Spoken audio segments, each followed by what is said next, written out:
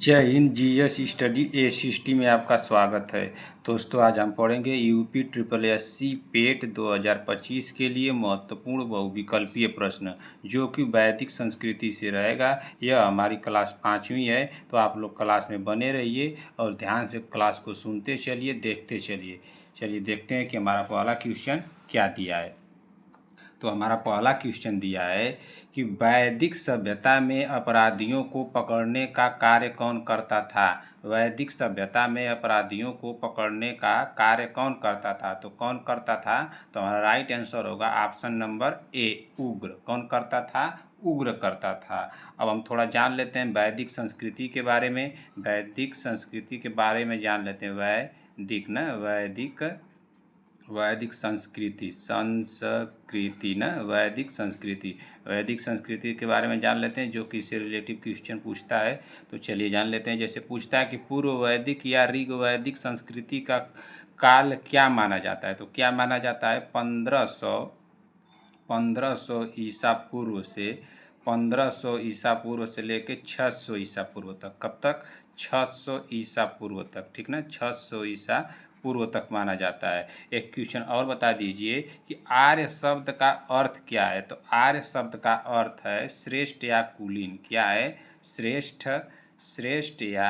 श्रेष्ठ या कुलीन है। क्या है, श्रेष्ठ या कुलीन। ठीक ना, आर्य शब्द का अर्थ क्या है, तो आर्य शब्द का अर्थ है श्रेष्ठ या कुलीन। आर्यों की भाषा क्या थी, तो आर्यों की भाषा थी संस्कृत। क्या थी, संस्कृत थी। आर्यों की भाषा क्या थी, तो आर्यों की भाषा थी संस्कृत। ठीक ना, आर्यों की भाषा क्या थी, संस्कृत। आर्यों का मुख्य व्यवसाय क्या था, तो आर्यों का मुख्य व्यवसाय था कृषि और पशुपालन था। कृषि और पशुपालन था ना, कृषि और पशुपालन था। आर्यों का मुख्य व्यवसाय क्या था, तो कृषि और पशुपालन था। कृषि और पशुपालन था। और कुछ जान लेते हैं यहाँ से, जैसे कि आर्यों ने सबसे पहले किस धातु की खोज की थी। तो किस धातु की खोज की थी, आर्यों ने सबसे पहले किस धातु की खोज की थी, तो आर्यों ने सबसे पहले लोहे का खोज किया था। किसका, लोहे का ना, लोहे का। और हम लोग जान लेते हैं, जैसे कि पूछता है कि आर्य शब्द क्या इंगित करता है। तो आर्य शब्द इंगित करता है नृजातीय समूह को। नृजातीय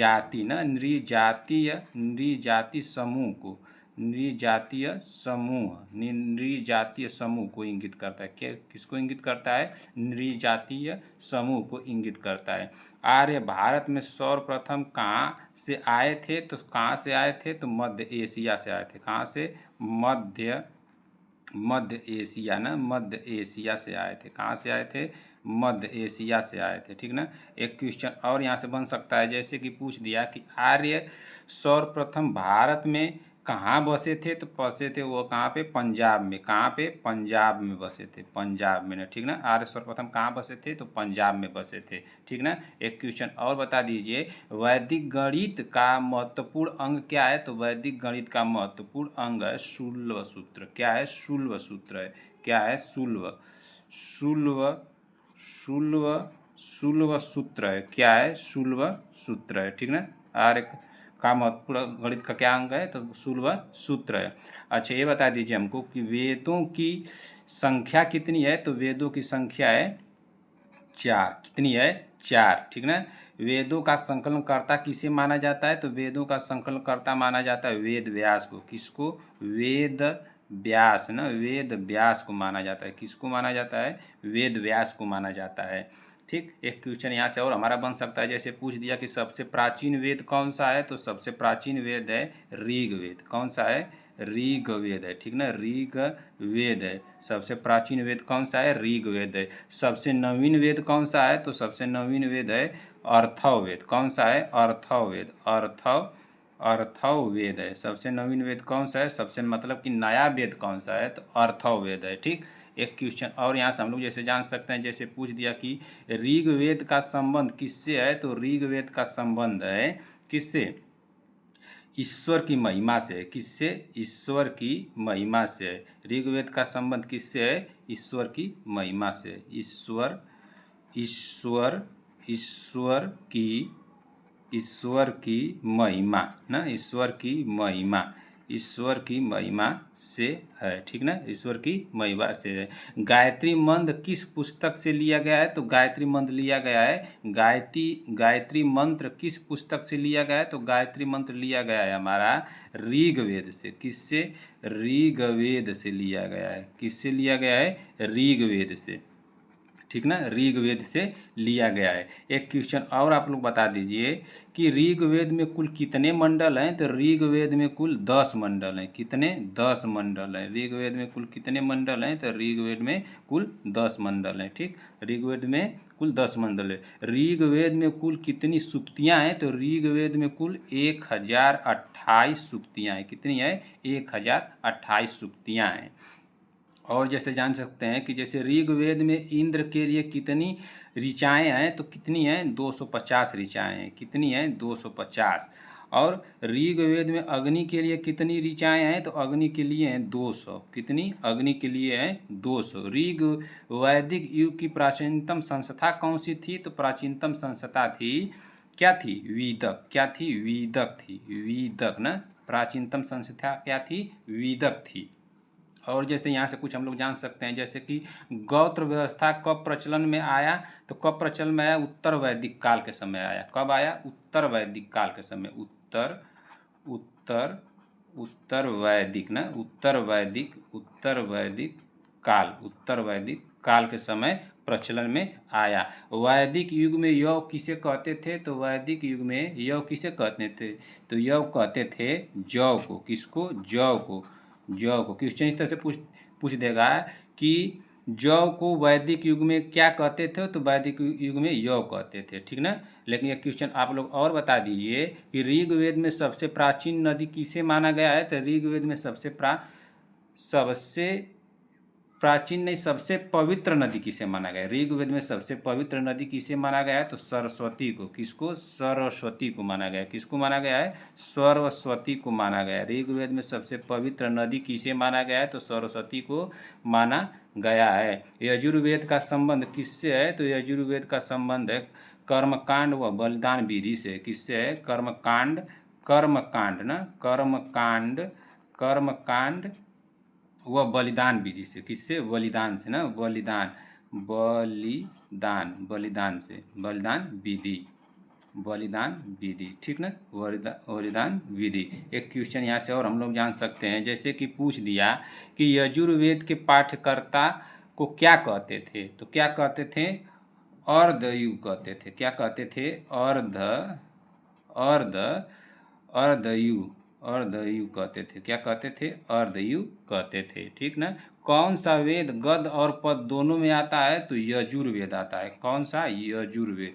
कौन सा पद गद और पद दोनों में आता है? तो वो हमारा है यजुर्वेद। यजुर्वेद है, ठीक, यजुर्वेद है। और यहाँ से कुछ जान सकते हैं, सामवेद का संबंध किससे है? तो सामवेद का संबंध है संगीत से। किससे? संगीत से। सामवेद का संबंध किससे है? तो सामवेद का संबंध है संगीत से है, ठीक। ये और किसी यहाँ से कुछ जान सकते हैं, जैसे किसे भारतीय संगीत का जनक कहा जाता है? अगर क्वेश्चन में पूछ दे कि किसे भारतीय संगीत का जनक कहा जाता है, तो किसे कहा जाता है? तो सामवेद को कहा जाता है। किसको? सामवेद को कहा जाता है, ठीक ना। सामवेद को क्या कहा जाता है? भारतीय संगीत का जनक कहा जाता है। यहाँ से कुछ और हम जैसे जान सकते हैं, जैसे कि सत्यमेव जयते कहाँ से लिया गया है? तो मुंडक उपनिषद से लिया गया है। सत्यमेव जयते कहाँ से लिया गया है? तो मुंडक उपनिषद। कहाँ से? मुंडक उपनिषद ना, मुंडक उपनिषद से लिया गया है। कहाँ से लिया गया है? मुंडक उपनिषद से लिया गया है। अर्थों का क्या अर्थ है? तो अर्थों का अर्थ है पवित्र जादू। क्या है? अर्थों का अर्थ क्या है? पवित्र जादू। पवित्र जादू। अर्थों का अर्थ क्या है? तो अर्थों का अर्थ है पवित्र जादू। और जैसे यहाँ से जान सकते हैं, प्रथम विधि निर्माता कौन है? तो प्रथम विधि निर्माता है कौन? प्रथम विधि निर्माता है हमारे मनु। कौन है? मनु। प्रथम विधि निर्माता कौन है? तो मनु हमारे। ऋग्वेद में संपत्ति का प्रमुख रूप क्या है? तो प्रमुख रूप है ऋग्वेद में संपत्ति का गोधन। क्या है? गोधन प्रमुख क्या है? तो वो है गोधन है। सबसे प्राचीन पुराण कौन सा है? तो सबसे प्राचीन पुराण है मत्स्य पुराण। कौन सा है? मत्स्य पुराण। मत्स्य पुराण। सबसे प्राचीन पुराण कौन सा है? तो मत्स्य पुराण ना, मत्स्य पुराण है। और यहाँ जान सकते हैं पुराणों की संख्या कितनी है? तो पुराणों की संख्या है 18। कितनी है? 18। पुराणों की संख्या कुल कितनी है? तो पुराणों की संख्या है 18। और यहाँ से कुछ हम लोग जान सकते हैं, जैसे कि वैशेषिक दर्शन के प्रतिपादक कौन थे? तो उलूककांत थे। कौन थे? उलूककांत थे। कौन थे? उलूककांत।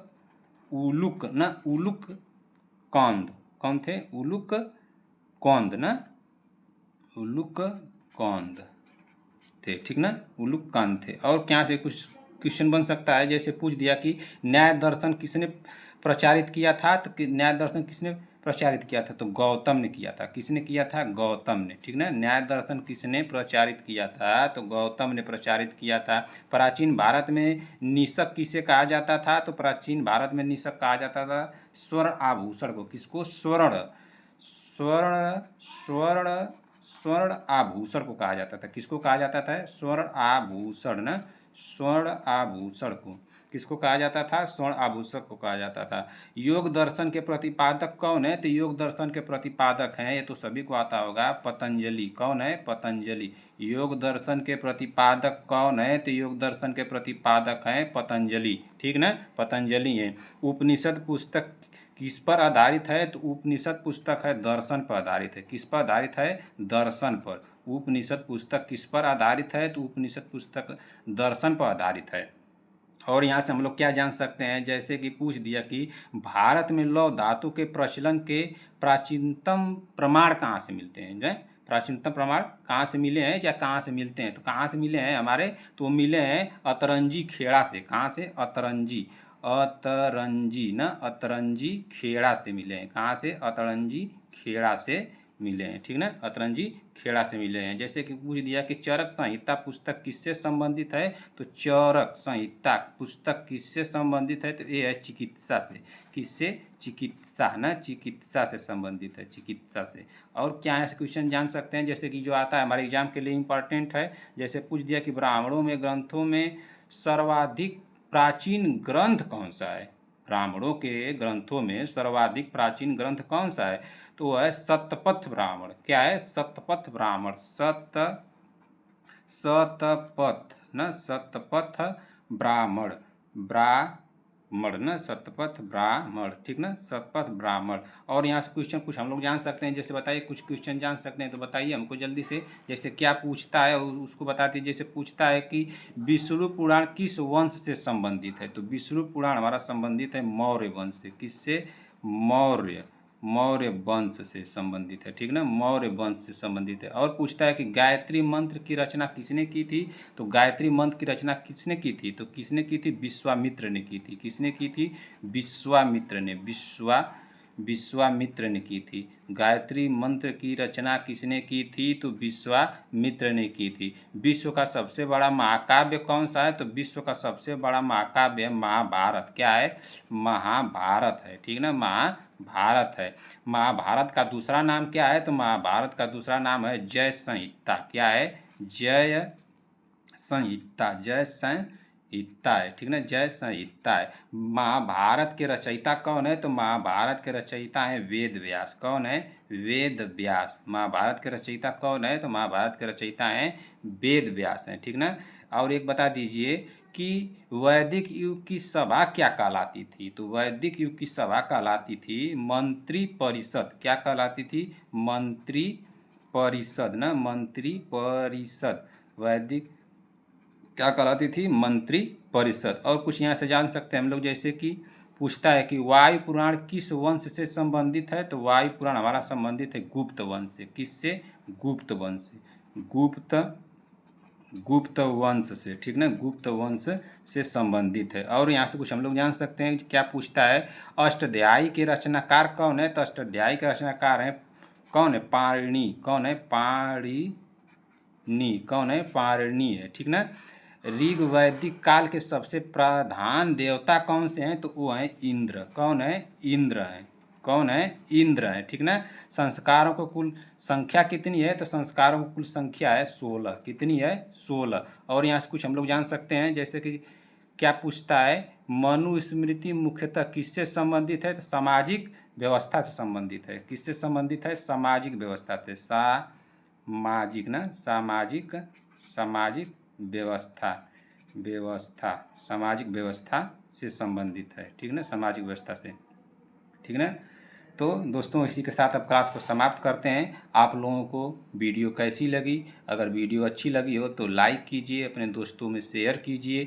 अगर चैनल पर पहली बार आए हैं तो चैनल को सब्सक्राइब कर लीजिए। क्लास में आप लोगों को कोई भी डाउट हो तो तुरंत कमेंट बॉक्स में हमसे पूछ सकते हैं, मैं आप लोगों को तुरंत बताऊंगा। अब वीडियो में अपना प्यार जरूर दीजिएगा। मिलते हैं ऐसी वीडियो के साथ, तब तक के लिए जय हिंद, जय भारत।